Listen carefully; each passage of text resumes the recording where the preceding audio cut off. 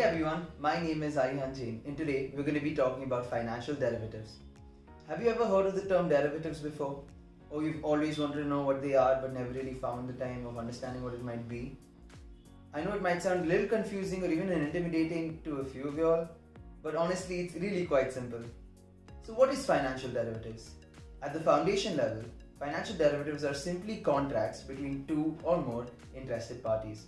What sets them apart from other financial contracts? Well, is because the fact that these contracts derive their value from something else. More accurately, what makes derivatives unique is that they derive their value from an underlying asset entirely. Now, before we go ahead and understand what an underlying asset is, let's quickly jump to the history of derivatives. Derivatives are not new financial instruments. For example, the emergence of the futures and options contracts that are derivatives could be traced back to the 2nd millennium BC in the Mesopotamian civilization. However, the financial instrument wasn't really widely used up until the 1970s.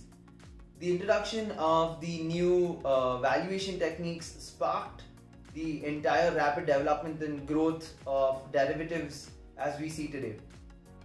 Now we cannot really imagine the financial world without derivatives. So let's quickly understand what an underlying asset exactly is.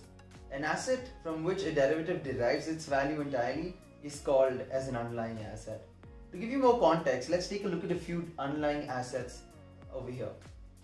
Stocks, bonds, currencies, interest rates, and market indices.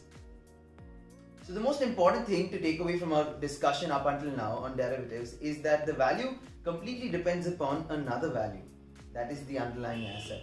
Hence, the change in the value of the underlying asset will result to a change in the value of the derivative itself. So now you might ask, what is the whole point of these derivatives when we have the underlying assets that we can trade itself directly, right? Well, there are two very big reasons as to why the entire world runs behind derivatives. The first one is to hedge the risk, and the second one is for speculation. Before we understand how exactly this is done, let's quickly take a look at the 4 different types of derivatives that we are going to be going through today.